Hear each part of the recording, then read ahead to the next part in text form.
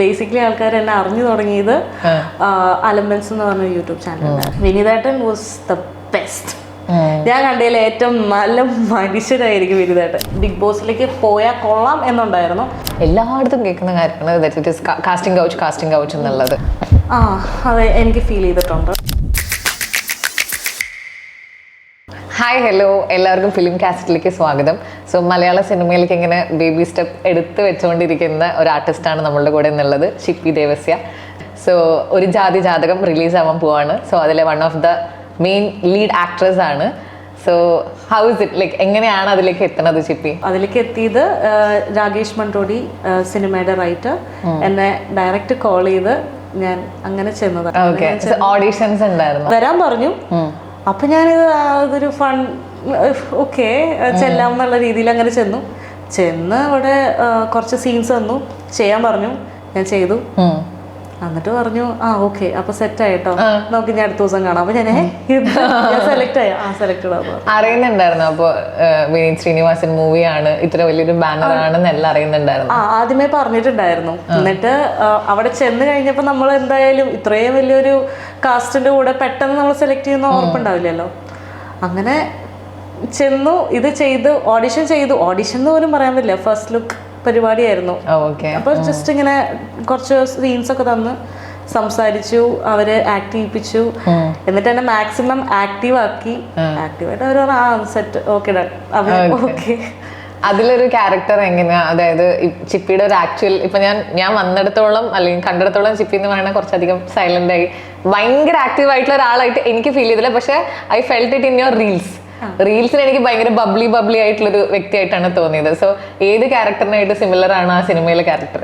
Actually ഞാൻ ആംബിവേർട്ടാ, അതുകൊണ്ട് ഞാൻ ആദ്യം സൈലന്റ് ആയിട്ടിരുന്ന, കുറച്ച് കഴിഞ്ഞാൽ ഞാൻ സെറ്റ് ആയിക്കോളും.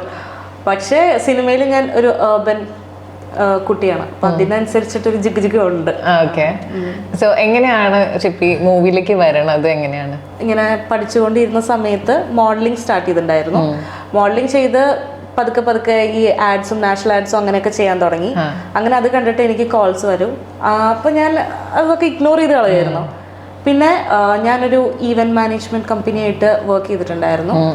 അവര് ഗ്രൂപ്പ് ജി ഇന്റർനാഷണൽ, അവരുടെ ജി ചേട്ടനാണെങ്കിൽ എൻ്റെ അടുത്ത് പറഞ്ഞു, ഓക്കെ നീ ഒരെണ്ണം ട്രൈ ചെയ്യേ, നിനക്ക് സിനിമ ചെയ്യാൻ പറ്റും, ആ ഒരു പരിപാടി. അപ്പം എനിക്ക് നോ ചേട്ടാ എനിക്ക് പറ്റത്തില്ല, ആ സീഡായിരുന്നു. എനിക്ക് ഭയങ്കര പേടിയായിരുന്നു ചെയ്യാനായിട്ട്. അങ്ങനെ അതിന് മുൻപ് ഞാൻ കുറച്ച് ആൽബവും പിന്നെ ഷോർട്ട് ഫിലിംസൊക്കെ ചെയ്ത് ഈ അഭിനയം എന്താന്നൊക്കെ ഒന്ന് ജസ്റ്റ് ധാരണ വരുത്തി സിനിമ ചെയ്തു. അങ്ങനെ സിനിമ സ്റ്റാർട്ട് ചെയ്തപ്പോൾ കൊള്ളാം, മനസ്സിലായി. അങ്ങനെ പിന്നെ ചെയ്തു. ഓക്കെ, സോ എനിക്ക് തോന്നുന്നു ഇവിടെ നാട്ടിലല്ല ജനിച്ചതും വളർന്നതും, അപ്പോൾ ഒരു ഫെമിലിയാരിറ്റി കുറവുണ്ടാവുമല്ലോ. ഇപ്പൊ ഞാൻ നാട്ടിലാണ് ജനിച്ചതും വളർന്നു. നോക്കുക, അപ്പൊ നമുക്ക് സിനിമയുടെ അടുത്തുള്ള ഒരു എല്ലാ ഫ്രൈഡേയും ഇവിടെ റിലീസ് ആവുന്നു, എല്ലാ തിയേറ്റേഴ്സിലും പുതിയ സിനിമകൾ വരുന്നു. അപ്പോൾ we are in the industry എന്നുള്ളത് നമുക്ക് കേരളത്തിൽ ജീവിക്കുമ്പോൾ തോന്നാറുണ്ട്. പുറത്താണ് ജനിച്ചതും വളർന്നത്. എനിക്ക് തോന്നുന്നു 18 years വരെ ഷി വാസ് ഔട്ട്സൈഡ്. അപ്പോൾ മലയാളം സിനിമ എന്ന് പറയുന്ന ഒരു ഇൻഡസ്ട്രി ഡിസ്റ്റന്റ് ആയിട്ട് ഫീൽ ചെയ്തിരുന്നു അന്ന് ഇനീഷ്യൽ സ്റ്റേജസിൽ? ഇല്ല, എൻ്റെ പപ്പയ്ക്ക് ഭയങ്കര നിർബന്ധമായിരുന്നു മലയാളം അറിഞ്ഞിരിക്കണമെന്ന്. അതുകൊണ്ട് എല്ലാ മലയാള സിനിമയും കാസറ്റ്സ് മേടിച്ചിട്ട് കാണിക്കുമായിരുന്നു. പിന്നെ തിയേറ്റേഴ്സിൽ കുറവാണ് പോകുന്നത്, പക്ഷെ നാട്ടിൽ വന്നതിന് ശേഷം അതൊരു ഫ്രീക്വന്റ് പരിപാടി. പിന്നെ എല്ലാ സിനിമ ഇറങ്ങുമ്പോഴും നമ്മൾ പോയി കാണും, ഫാമിലി ആയിട്ട് പോയിട്ട് ഇരുന്ന് കാണും, ചില്ല് ചെയ്യും, ആ പരിപാടി. അപ്പം എനിക്ക് അത്ര പ്രശ്നം തോന്നിയില്ല. പക്ഷെ അങ്ങനെ നോക്കുവാണെങ്കിൽ നമ്മുടെ നാട്ടിലേക്ക് വന്നപ്പോൾ ഇച്ചിരി ഡിഫിക്കൽട്ടായിരുന്നു, like all together cope up ചെയ്യാൻ വേണ്ടിയിട്ട്. ഇപ്പോൾ മലയാള ഇൻഡസ്ട്രി മാത്രമാണോ താല്പര്യമുള്ളത്? Like are you trying for any other industry? എനിക്ക് ഹിന്ദി അധികം അറിയത്തില്ല, അതുകൊണ്ട് ഹിന്ദി ഞാൻ പറയുന്നില്ല. പക്ഷെ തമിഴ് എനിക്ക് ചെയ്യണമെന്ന് ഭയങ്കര ആഗ്രഹമുണ്ട്. ഓക്കെ, സോ പറഞ്ഞു മലയാള സിനിമകൾ കാണുമായിരുന്നു. അപ്പൊ പപ്പയ്ക്കോ അല്ലെങ്കിൽ ചിപ്പിക്കോ ഇഷ്ടപ്പെട്ട ഒരു ആക്ടറോ ആക്ട്രസോ ഉണ്ടാവുമല്ലോ, ദാറ്റ് നമ്മളെ ഇൻഫ്ലുവൻസ് ചെയ്തിട്ടുണ്ടാവുമല്ലോ ഈ ഒരു ജേർണിയിലേക്ക് വരും, അറ്റ്ലീസ്റ്റ് വന്ന് കഴിഞ്ഞിട്ട് നമ്മളെ ഇൻഫ്ലുവൻസ് ചെയ്തിട്ടുണ്ടാവുമല്ലോ, അങ്ങനെ ആരെങ്കിലും ആയിട്ടുണ്ട്? പപ്പ തമിഴ് നന്നായിട്ട് കാണുമായിരുന്നു. അതുകൊണ്ട് ഞാൻ കൂടുതലും കണ്ടിട്ടുള്ളത് കമൽഹാസൻ സാറിന്റെ പടങ്ങളായിരുന്നു. പിന്നെ മലയാളത്തിൽ എനിക്ക് ഏറ്റവും ഇഷ്ടം ഉർവശി ചേച്ചിനെയാണ്. ഇവരൊക്കെ സിനിമകളാണ് ഞാൻ കൂടുതലും കണ്ടിരിക്കുന്നത്. ഉർവശി ചേച്ചിയുടെ ഏത് മൂവിയാണ് എടുത്ത് പറയാൻ പറ്റുന്നത്? ഇപ്പൊ ലാസ്റ്റിൽ കണ്ട സിനിമ ഉള്ളോൾക്ക് എൻ്റെ പൊന്നെ അതൊന്നും പറയാനില്ല. അടിപൊളിയായിരുന്നു. ഞാൻ ആ സിനിമ ആകാശദൂത് കണ്ടു കഴിഞ്ഞതിന് ശേഷം ഞാൻ പിന്നെ ഏറ്റവും കൂടുതൽ കണ്ടു അറിഞ്ഞ പാടാൻ ചിലപ്പോൾ ഇതായിരിക്കും. അടിപൊളിയായിരുന്നു. ഓക്കെ. സോ ആക്ടിങ്ങിലേക്ക് വന്നൊരു കാര്യം പറഞ്ഞല്ലോ, അത് വരുന്ന സമയത്ത് പ്രിപ്പറേഷൻസ് ഒക്കെ എങ്ങനെയായിരുന്നു? ഇപ്പോൾ പൊതുവേ നമ്മൾ വരുമ്പോൾ പറയും ആക്ടിങ് വർക്ക്ഷോപ്സ്, ചിലർ ഓഡീഷൻസ് അറ്റൻഡ് ചെയ്തിട്ടായിരിക്കും പലരും പഠിക്കുന്നത്, and some people go for actual classes. അപ്പോൾ ചിപ്പിയുടെ ഒരു ബാക്ക്ഗ്രൗണ്ട് വർക്ക് എങ്ങനെയാണ്? ആഡ്സ് ചെയ്തിട്ടുള്ളതുകൊണ്ട് എനിക്ക് ക്യാമറ ഫിയർ കുറേ കുറഞ്ഞു കിട്ടും. അപ്പം എനിക്ക് മനസ്സിലായി ഓക്കെ ക്യാമറ എനിക്ക് ഇനി പേടിക്കേണ്ട കാര്യമില്ല. അപ്പോൾ ഒരു ചെറിയ കോൺഫിഡൻസ് കിട്ടി. പിന്നെ കുറേ ആൾക്കാർ മുന്നിൽ നിന്ന് അഭിനയിച്ച് അങ്ങനെ വർക്ക് ചെയ്ത് നമുക്കൊരു നാണമൊക്കെ പോയി കഴിയത്തില്ലേ, അപ്പം എനിക്ക് മനസ്സിലായിക്കൊള്ളാം എനിക്കെന്ത് ചെയ്യാം എന്നുള്ളൊരു സാധനം വന്നു. അങ്ങനെ ഞാൻ ആക്ടിങ് വർക്ക്ഷോപ്സിലേക്ക് കയറാൻ തുടങ്ങി. അറ്റൻഡ് ചെയ്തിട്ടുണ്ട്. അപ്പം അത് ചെയ്തപ്പോഴാണ് ഓക്കെ എനിക്ക് ഇങ്ങനെയൊക്കെ ചെയ്യാം എന്ന് വെച്ചാൽ കുറച്ചും കൂടി ഉള്ളിൽ നിന്ന് നമുക്ക് ഫ്രീ ആയിട്ട് കാര്യങ്ങൾ ചെയ്യാൻ പറ്റാൻ തുടങ്ങി. അങ്ങനെ എനിക്ക് ഈ സിനിമയ്ക്ക് മുൻപ് ഞാൻ ആക്ടിങ് വർക്ക്ഷോപ്പിൽ ചെയ്തായിരുന്നു, രസ എന്ന് പറഞ്ഞിട്ട് ഒരു തിയേറ്റർ. അത് ചെയ്തതിന് ശേഷം ഞാൻ ഐ ഫെൽ ലൈക്ക് പിന്നെ നമുക്ക് മാക്സിമം ഓപ്പൺ ആയിട്ട് എന്ത് വേണമെങ്കിലും പരിപാടി ചെയ്യാം. ഒരു ആദ്യത്തെ ബ്രേക്ക് അല്ലെങ്കിൽ ഇപ്പോൾ ഒരു സ്റ്റാർട്ടർ ആണല്ലോ എങ്ങനെയാണെങ്കിലും, ഇപ്പോൾ പുറത്തു പോകുമ്പോൾ ആളുകൾ റെക്കഗ്നൈസ് ചെയ്യാൻ തുടങ്ങിയതൊക്കെ ഏത് വർക്കിന് ശേഷം? ബേസിക്കലി ആൾക്കാർ എന്നെ അറിഞ്ഞു തുടങ്ങിയത് അലംബൻസ് എന്ന് പറഞ്ഞ യൂട്യൂബ് ചാനൽ ഉണ്ടായിരുന്നു. അപ്പം ഞാൻ അതിൽ ഒരു 4 years ഞാൻ വർക്ക് ചെയ്തു. അതിൽ ഫുള്ള് ഗൈസ് ആണ്, അപ്പം അതിലൊരു ഫീമെയിൽ ലീഡർ നോട്ടീസ് ചെയ്യുക. പിന്നെ യങ്സ്റ്റേഴ്സിൻ്റെ ഇടയിൽ ഈ യൂട്യൂബ് ചാനൽ നല്ല ഫേമസ് ആണ്. അപ്പം അങ്ങനെ എല്ലാവരും എന്നെ നല്ലപോലെ റെക്കഗ്നൈസ് ചെയ്യാൻ തുടങ്ങി. ഓക്കെ. ആസ് എ ബിഗിനർ ഇത് എനിക്ക് മനസ്സിലാവാൻ ചോദിക്കുന്ന ഒരു ചോദ്യമാണ്. ആസ് എ ബിഗിനർ എപ്പോഴും നമുക്കൊരു സിനിമയുടെ ഇടയിൽ ഗ്യാപ്സ് ഉണ്ടാവും, അല്ലെങ്കിൽ ഇപ്പൊ നമുക്ക് ആഡ് ഉണ്ടെങ്കിലും ഇറ്റ് ഈസ് നോട്ട് കൺസിസ്റ്റന്റ് അല്ലേ മീഡിയ എന്ന് പറയണം. അപ്പോൾ ഇങ്ങനെ ഒരു ഇൻഡസ്ട്രിയിൽ വന്ന സമയത്ത് അല്ലെങ്കിൽ അത് കണ്ടിന്യൂ ചെയ്യുമ്പോൾ what is the difficulty that you face the most? നമ്മുടെ കോവിഡിന്റെ സമയം അപ്പോൾ ഇൻഡസ്ട്രി കംപ്ലീറ്റ്ലി ഡൗൺ ആയി. നമുക്ക് വർക്കിനൊന്നും എവിടെയും പോകാൻ പറ്റില്ല. അവിടെ ഞാൻ പെട്ടു. അതിന് മുൻപ് അപ്പം 2019 ഹാപ്പി സർദാർ സിനിമ ഇറങ്ങുന്നത്. അപ്പം ഇറങ്ങിക്കഴിഞ്ഞിട്ട് നല്ല ബൂസ്റ്റായിരുന്നു. ലൈക്ക് കുറേ വർക്ക്സ് അങ്ങനെ ഇങ്ങനെ പെട്ടെന്ന് കോവിഡ് വന്നപ്പോഴേക്കും ഫുള്ള് ലോക്ക്ഡൗൺ പരിപാടി. അപ്പം ഞാൻ ഇച്ചിരി പെട്ടുപോയായിരുന്നു. അത് കഴിഞ്ഞിട്ട് സെറ്റായി. ഓക്കെ. സോ വേറൊരു കാറ്റഗറൈസേഷൻ ഉണ്ട് ഞാൻ മനസ്സിലാക്കിയെടുത്തോളം. സിനിമ, അതിൻ്റെ തൊട്ട് below it is serial and then influencer. You are an influencer, like past ഒരു 1 year ആയിട്ട് you are regularly putting contents. അപ്പോൾ ഈ ഒരു ഇൻഫ്ലുവൻസിൽ നിന്ന് ഒരു ആക്ടർ എന്നുള്ളൊരു കാര്യത്തിലേക്ക് വരുന്ന സമയത്ത് ആ ഒരു കാറ്റഗറൈസേഷൻ പലയിടത്തൊന്നും ഫീൽ ചെയ്തിട്ടുണ്ടോ? അതെ, എനിക്ക് ഫീൽ ചെയ്തിട്ടുണ്ട്. ഇറ്റ്സ് ലൈക്ക് നമ്മളിപ്പോൾ കൂടുതലും ആഡ്സും പരിപാടികളും കുറേ തവണ ചെയ്തിട്ട് പെട്ടെന്ന് ഒരു 1 year ഇൻഫ്ലുവൻസർ പരിപാടി തുടങ്ങിയപ്പം നമുക്ക് ആ ഒരു ആളുകൾ അതിനെ റിസീവ് ചെയ്യുന്ന പെർസ്പെക്റ്റീവ് ഭയങ്കര ഡിഫറെന്റാ. അപ്പൊ എനിക്ക് തോന്നുന്നു എനിക്ക് അതിനേക്കാൾ കൂടുതൽ ഇഷ്ടം ഇത് മാത്രം കൊണ്ടു നടക്കാനാണ്. ലൈക്ക് ആക്ടിങ് പരിപാടി മാത്രം, ഈ ഇൻസ്റ്റ മാത്രമല്ലാതെ this is what I want എന്നുള്ളൊരു സാധനമുണ്ട്. ഇൻഫ്ലുവൻസർ മാത്രമല്ല. ഓക്കെ. സോ ആക്ടിംഗ് ആണ് കുറച്ചും കൂടി വർക്ക് വൈസ് ആണ് ആഗ്രഹങ്ങളല്ല. ഓക്കെ. സോ ഇപ്പോൾ വിനീത് ശ്രീനിവാസൻ മൂവിയാണ് ഇറങ്ങാൻ പോകുന്നത്. അപ്പോൾ നമുക്ക് ആളുടെ ഒരു പൊതുവേ ഉള്ളൊരു സിനിമയുടെ സ്വഭാവം ഉണ്ടല്ലോ, ഒരു ഫീൽ ഗുഡ് അല്ലെങ്കിൽ അവിടെ ഇവിടെയും കുറച്ച് ക്രിഞ്ചൊക്കെ ആയിട്ടുള്ളൊരു ചെറിയ ക്യാരക്ടറിസ്റ്റിക്സ് ഉണ്ട് ആളുടെ മൂവീസിന്. ഹൗ ഇസ് ഇറ്റ് അബൌട്ട് ഒരു ജാതി ജാതകം? ജാതകത്തില് ഞാൻ ഫസ്റ്റ് കഥ മുഴുവൻ വായിച്ചിട്ടുണ്ടോ? അറിയോ? പിന്നെ ഓക്കെ. നമ്മള് ചില ആക്ടേഴ്സ് ഒക്കെ ഇന്റർവ്യൂവിന് വരുമ്പോ ഇല്ല ഫുൾ വായിച്ചിട്ടില്ല എന്നൊക്കെ പറയും. എനിക്ക് കഥ അറിയില്ല, എനിക്ക് ക്ലൈമാക്സ് അറിയില്ല എന്നുള്ളൊരു സാധനം പറഞ്ഞു കൊടുക്കാൻ കുറെ പേരുണ്ടാവും. നമുക്ക് അങ്ങനെ നമ്മളപ്പോ ഇരുന്നിട്ട് കുത്തിരുന്ന് വായിച്ച് പഠിക്കും. പിന്നെ ലാസ്റ്റ് എന്താ പറയാ, നമുക്ക് ഈ ഹോംവർക്ക് പരിപാടിയൊക്കെ ഉണ്ടാവുമല്ലോ, അതിൽ ചെയ്യാൻ ആ ഒരു പേടി കാര്യങ്ങൾ. അപ്പൊ അതുകൊണ്ട് തലേദിവസം തന്നെ ഇരുന്ന് ഫുള്ളിരുന്ന് വായിച്ച് പഠിച്ച് എന്നിട്ടേ അവിടേക്ക് കേറത്തുള്ളൂ. കാര്യം ഇവരെ നമുക്ക് ഒരിക്കലും നമുക്ക് വേണ്ടി വെയിറ്റ് ചെയ്യാൻ പറ്റില്ല. വിനീതേട്ടൻ വാസ് ദ ബെസ്റ്റ്. ഞാൻ കണ്ടതിൽ ഏറ്റവും നല്ല മനുഷ്യനായിരിക്കും വിനീതേട്ടൻ. ഏറ്റവും കൂടുതൽ കംഫർട്ടബിൾ ആയിട്ട് വർക്ക് ചെയ്യാൻ പറ്റി. ഏത് സീൻ എടുക്കുന്നതിന് മുന്നേ ഞങ്ങൾ റിഹേഴ്സൽ പരിപാടി നടത്തും. അത് ആള് എത്ര നേരം വേണമെങ്കിലും നമ്മുടെ കൂടെ നിന്ന് റിഹേഴ്സ് ചെയ്യും. പിന്നെ ഭയങ്കര ഫുഡിയാ. അപ്പം എനിക്ക് ഒരു ദിവസം ക്യാരവനിലേക്കൊക്കെ വിളിച്ച് ഫുഡൊക്കെ ബിരിയാണിയൊക്കെ മേടിച്ചു തന്ന്. സോ നൈസ്, സോ സ്വീറ്റ് ഗൈ. സോ ഇനി എന്താ നെക്സ്റ്റ് പ്രോജക്ട്സ് എങ്ങനെയാണ് ചിപ്പിയുടെ? നെക്സ്റ്റ് പ്രോജക്റ്റ് ഈ പ്രോജക്റ്റ് ഒന്ന് ഇറങ്ങട്ടെ. വേറെ ഏതെങ്കിലും കമ്മിറ്റ് ചെയ്തിട്ടുണ്ടോ? ഇല്ല, ഞാൻ എല്ലാത്തിലും കമ്മിറ്റ് ചെയ്യാന്നില്ല എന്ന് വിചാരിച്ചു. കാര്യം കുറേ നമുക്ക് ഇങ്ങനെ കോൾസ് വരും. അപ്പോൾ എനിക്ക് ഇതൊരു ഫുൾ ലെങ്ത് ചെയ്തിട്ടുള്ളത് കൊണ്ട് എനിക്ക് ഒരു വേറെ ഇപ്പം നല്ല നല്ല പടങ്ങൾ ചെയ്യാം, എല്ലാത്തിലും വലിച്ചവര് ചെയ്യണ്ട. ഓക്കെ. അപ്പൊ എങ്ങനെ നമ്മൾ ഒരു ഫിനാൻഷ്യൽ ക്രൈസിസ് ഇല്ലേ, അത് വരുമ്പോഴായിരിക്കുമല്ലോ പലരും ലൈക്ക് ഞാൻ അത് ചെയ്യാം ഇത് ചെയ്യാന്നൊക്കെ ഉള്ള രീതിയിലേക്ക് പോകുന്നത്. ഒരു പോയിന്റിൽ ഉണ്ടായിരുന്നു, പക്ഷെ ഇപ്പൊ അതില്ല, അതുകൊണ്ട് പിന്നെ എനിക്ക് ആ ടെൻഷൻ ഇല്ല. Okay fine. So direct call വന്നിട്ടാണ് ചെയ്തതെന്ന് പറഞ്ഞു. ഇപ്പൊ നമ്മൾ എല്ലായിടത്തും കേൾക്കുന്ന കാര്യമാണ് കാസ്റ്റിംഗ് കൗച്ച് എന്നുള്ളത്.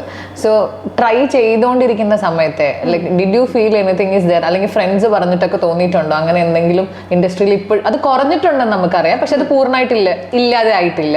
So did you feel anything, അല്ലെങ്കിൽ did you face anything like that? എനിക്ക് ഇതുവരെ ഒന്നും ഫേസ് ചെയ്യേണ്ടി വന്നിട്ടില്ല. ഞാൻ പെർഫെക്റ്റ്ലി ഫൈൻ ആയിരുന്നു. അതുകൊണ്ടാണ് നമ്മൾ സിനിമ നിക്കണത് തന്നെ. പിന്നെ എന്തെങ്കിലും ഉണ്ടെങ്കിൽ അപ്പൊ നമുക്ക് വിളിപ്പുറത്ത് പിള്ളേരുണ്ട്, വെരി കോൺഫിഡന്റ്, അതുകൊണ്ട് കുഴപ്പമില്ല. പിന്നെ ഇതുവരെ നമുക്ക് ബാഡ് എക്സ്പീരിയൻസസ് ഒന്നും തന്നെ നമുക്ക് സിനിമയുടെ സൈഡിൽ നിന്നൊന്നും വന്നിട്ടില്ല, അതുകൊണ്ട് കുഴപ്പമില്ല. പിന്നെ ഡയറക്റ്റ് കോൾസ് അല്ലേ, നമ്മൾ ഈ ഓഡിഷൻ ഉണ്ട് അവിടെ വാ എന്നൊക്കെ അങ്ങനത്തെ ഒന്നും എനിക്ക് ഇതുവരെ വന്നിട്ടില്ല. നമ്മളുടെ അടുത്ത് ഡയറക്റ്റ് വിളിക്കും, ചെല്ലും, ഓഡിഷൻ വെച്ചാൽ സ്ക്രിപ്റ്റ് വരും, കാര്യങ്ങൾ ചെയ്യും, തീർന്നു, അത്രേ ഉള്ളൂ പരിപാടി. ഫാമിലിനെ പറ്റിയിട്ടൊന്ന് പറയാം. ഫാമിലി പപ്പ അമ്മ അനിയൻ, പിന്നെ 8 പട്ടിക്കുട്ടികളും. പപ്പ ആക്ച്വലി 2 years ബാക്ക് മരിച്ചുപോയി. അനിയനുണ്ട്, അനിയൻ ചാൾസ് കാൻബേലാണ്, മമ്മ ജാനറ്റ്, അമ്മ എൻ്റെ കൂടെ തന്നെ. ഞാനും അമ്മയും. 8 പട്ടിക്കുട്ടികളെ എങ്ങനെ മാനേജ് ചെയ്യണം? ഞാൻ ആദ്യമായിട്ടാണോ 8 പട്ടിക്കുട്ടികളുള്ള ഒരാളെ കാണും. എനിക്ക് ഭയങ്കര ഇഷ്ടം പട്ടിക്കുട്ടി പൂച്ചക്കുട്ടി ഒക്കെ. എൻ്റെ എനിക്ക് ഭയങ്കര ഇഷ്ടമാണ്. ഒരു പിച്ചാലും മാനേജിങ് ഭയങ്കര പാടായിരിക്കില്ലേ? ഞങ്ങള് സെറ്റായി. ഞങ്ങൾക്ക് 2 പട്ടിക്കുട്ടികളുണ്ടായിരുന്നു. അവർ 2 പേരും മേറ്റ് ചെയ്ത ഒരു 8 പപ്പീസ് ഞങ്ങൾക്ക് തന്നു. അപ്പൊ പിന്നെ ആദ്യമൊക്കെ ഞങ്ങൾ വിചാരിച്ചിട്ട് ദൈവം സീനായിരിക്കുമെന്ന്. പക്ഷെ ഞങ്ങൾ അതില് ഞാനും മമ്മിയും മാത്രമല്ലേ ഉള്ളൂ.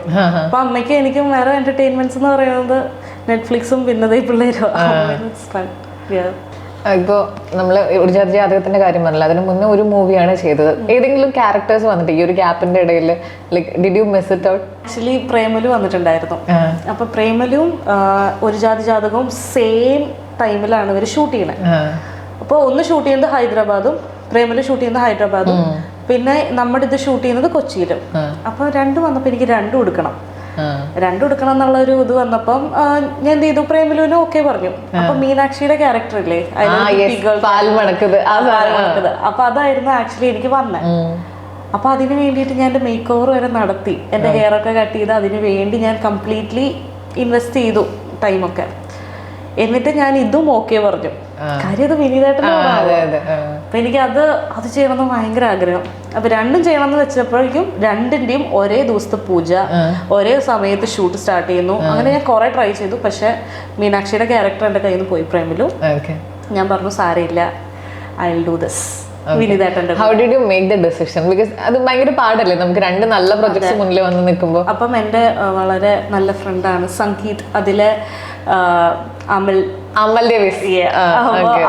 അവന് ഞാൻ വിളിച്ച് ശല്യം ചെയ്തിട്ടുണ്ടായിരുന്നു. കാര്യം ഇതെടുക്കണോടാ അതെടുക്കണോടാ, എന്താ ചെയ്യാ. അവസാനം അവൻ പറഞ്ഞു, നിനക്ക് ആപ്റ്റ് എന്ന് തോന്നി നീ നോക്ക്, സ്ക്രിപ്റ്റ് വായിക്കേ, എന്നിട്ട് ഏതാണ് ലൈക്ക് നിന്റെ ക്യാരക്ടർ ഏതാണോ നല്ല ഇതായിട്ട് തോന്നുന്നത്, ലൈക്ക് ഫുൾ ഫ്ലഷ് മൂവി ചെയ്യാൻ പറ്റുന്നുണ്ടോ, സ്ക്രീൻ സ്പേസ് എത്രത്തോളം ഉണ്ടോ, ടൈം കാര്യങ്ങളെല്ലാം നോക്കാൻ പറഞ്ഞു. കാര്യം ഇവന് നല്ല നോളജ് ഉണ്ട് സിനിമയെ കുറിച്ച്. അപ്പം ആ ഒരു നോളജ് ഇവൻ പാസ് ചെയ്തപ്പോൾ ഞാനിങ്ങനെ ആലോചിച്ചു, ഓക്കെ ഇത് വേണം. പിന്നെ ഞാൻ ഡിസൈഡ് ചെയ്തു, ഓക്കെ. അപ്പൊ ലെങ്ത് ഓഫ് ദ ക്യാരക്ടർ ഏതല്ല ശരിക്കും കൂടുതലുണ്ടായിരുന്നു? ഫുൾ ഫ്ലഷ് മൂവി അല്ലേ, ഇതിൽ തന്നെയായിരുന്നു. മീനാക്ഷിയുടെ ക്യാരക്ടർ അറിയാലോ, അത് അത്ര ഉണ്ടായിരുന്നുള്ളൂ. ഇതെന്ന് പറഞ്ഞാൽ ഇപ്പൊ ഞാൻ കാര്യം ചോദിക്കട്ടെ, അതിൽ വേറൊരു ക്യാരക്ടർ ഉണ്ടല്ലോ ഫ്രണ്ടിന്റെ റോള്, അതും ഇതും കൂടെ വന്നിരുന്നെങ്കിലോ? മീനാക്ഷിയുടെ റോളിന് പകരം അത് അടിപൊളി ചോദ്യം കേട്ടോ. ഭയങ്കര രജിസ്റ്റർ ആവുന്ന ക്യാരക്ടർ ആയിരുന്നു ഫസ്റ്റ്.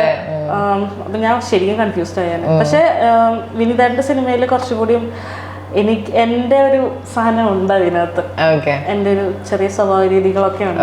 അപ്പൊ എനിക്ക് കുറച്ചും കൂടി ഈസി ആയിട്ട് അത് പെർഫോം ചെയ്യാൻ പറ്റുമെന്ന് തോന്നുന്നു. ഓക്കെ. സോ വിനീതേട്ടൻ എന്ന് പറഞ്ഞപ്പോൾ തന്നെ നമ്മൾ ഇന്റർവ്യൂ കിങ് ആണ് ധ്യാൻ ശ്രീനിവാസൻ. അപ്പൊ നമുക്കത് ചോദിക്കാതെ പോകാൻ പറ്റില്ല. Like did you get any chance to meet him? വൈകിട്ടത്തിലേക്ക് ഇതുവരെ പറ്റിയിട്ടില്ല. പക്ഷെ ഇവര് സെറ്റ് വരുന്നത് ചേട്ടൻ ചെന്നൈയിൽ നിന്നൊക്കെയല്ലേ വരിക. അപ്പൊ ചേട്ടൻ മാത്രമേ ഉണ്ടാവാറുള്ളൂ, വിനീതേട്ടൻ മാത്രമേ ഉണ്ടാവുള്ളൂ. ജാൻ ചേട്ടൻ ഞാൻ കണ്ടിട്ടില്ല, പക്ഷെ കുറെ കഥകൾ അതായിരുന്നു. എന്തെങ്കിലും ഒരു ഇൻസിഡന്റ് എന്തെങ്കിലും ഉണ്ടോ? ബിക്കോസ് സംസാരിക്കുമ്പോൾ ഓട്ടോമാറ്റിക്കലി ധ്യാൻ ചേട്ടന്റെയും ഉള്ള കെമിസ്ട്രി വിനീതായിട്ട് ഇങ്ങനെ സെറ്റിൽ വെച്ചിട്ട് ചെറുതൊക്കെ പറയുമ്പോ നമ്മളത് കേട്ടിരിക്കുക, അത്രേ ഉള്ളൂ. അങ്ങനെ എന്തെങ്കിലും ഒരു സ്റ്റോറി ഉണ്ടോ ഞങ്ങളുടെ അടുത്ത് ഷെയർ ചെയ്യാൻ പറ്റണ?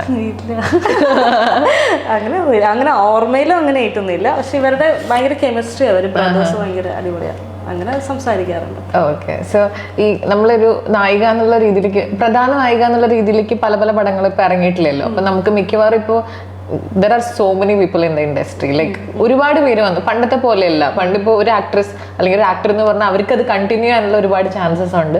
പക്ഷെ ഇന്നത്തെ കാലത്ത് അത് കുറച്ചും കൂടെ കുറവാണ്, because everybody is ready to come. അപ്പൊ ആ ഒരു സിറ്റുവേഷനിൽ നമുക്ക് എങ്ങനെ പോയാലും ഒരു ഫിയർ ഫാക്ടർ ഉണ്ടാവും. പക്ഷെ എനിക്ക് ചിപ്പിയുടെ അടുത്ത് ഇന്ററാക്ട് ചെയ്തെടുത്തോളം ആ ഫിയർ ഫാക്ടർ കുറച്ച് കുറവുള്ള ആള് പോലെ തോന്നിയിട്ടുണ്ട്. ലൈക്ക് അത് ഓട്ടോമാറ്റിക്കലി അങ്ങനെ വന്നതാണോ? Like I feel you are very sure about that, എനിക്ക് തന്നെയാണ് ചെയ്യേണ്ടത്, ഇത് തന്നെയാണ് ചെയ്യേണ്ടത്. അപ്പൊ ഫിയർ ഫാക്ടർ വരുന്ന സന്ദർഭങ്ങളുണ്ടോ? അത് വരുമ്പോ like what takes you up? കണ്ണാടി നോക്കിയിട്ട് 2 കരച്ചിൽ സെറ്റ്, ഞാൻ ഓക്കെ. പിന്നെ ഞാൻ നന്നായിട്ട് സെൽഫ് ടോക്ക് ചെയ്യുന്നതുകൊണ്ട് ചിപ്പി അതൊക്കെ പറയൂ, അപ്പൊ പിന്നെ ഞാൻ ഓക്കെയാ. പിന്നെ ഈ പറഞ്ഞ ഫിയർ ഉണ്ടായിട്ടുണ്ട്. കാര്യം നമ്മുടെ ഈ കോവിഡ് ടൈമിൽ തന്നെ, കോവിഡ് കഴിഞ്ഞതിന് ശേഷം കുറെ പിള്ളേർ ഇറങ്ങി. അപ്പം നമ്മള് കുറച്ച് വർഷങ്ങളായിട്ട് ചെയ്യുന്നത് കൊണ്ട് നമ്മൾ ആ സമയത്തൊക്കെ ഓക്കെ ആയിരുന്നു. ഞാൻ പറയും 2019 വരെ കുഴപ്പമൊന്നും ഇല്ലായിരുന്നു. പക്ഷെ ഓൾ ടുഗെദർ ഒരു ഫ്ലഡ് പോലെ പിള്ളേര് വന്നു. അപ്പൊ എനിക്ക് തോന്നിയിട്ടുണ്ടായിരുന്നു, ദൈവമേ ഇത് എങ്ങനെ പിടിച്ചേക്കും. പക്ഷെ നമുക്ക് അറിയാം, നമ്മൾ ഇത്രയും വർഷം ഉണ്ടായിട്ടുണ്ട്, നമ്മുടെ ഫേസ് രജിസ്റ്റേർഡ് ആണ്, നമ്മൾ കുറച്ച് പേർക്ക് ഇൻഡസ്ട്രിയിൽ അറിയാം, അതിന്റെ ഒരു വൻ കോൺഫിഡൻസ് കയ്യിലുണ്ട്. അത് കുഴപ്പമില്ല, ദൈവം ഇത് ട്രോൾ ആയിരുന്നു കേട്ടോ. ഓക്കെ. സോ ഇത്രയും വർഷമായിട്ടുണ്ടെന്ന് പറഞ്ഞല്ലോ. So how good are you at maintaining those connections in the industry?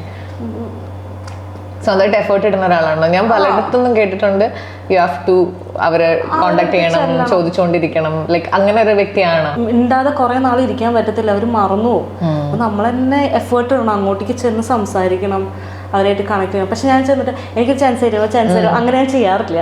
എനിക്കത് പറ്റില്ല, എനിക്ക് ചെറിയ മോശമല്ലേ. പക്ഷെ ഞാൻ എല്ലാവരുമായിട്ടും ഭയങ്കര നല്ല ടേംസിൽ പോകുന്ന ആളാ, എല്ലാവരുമായിട്ട് ഫ്രണ്ട്ലി ആയിട്ടിരിക്കും. ഇതുവരെ കുഴപ്പമുണ്ടായിട്ടില്ല.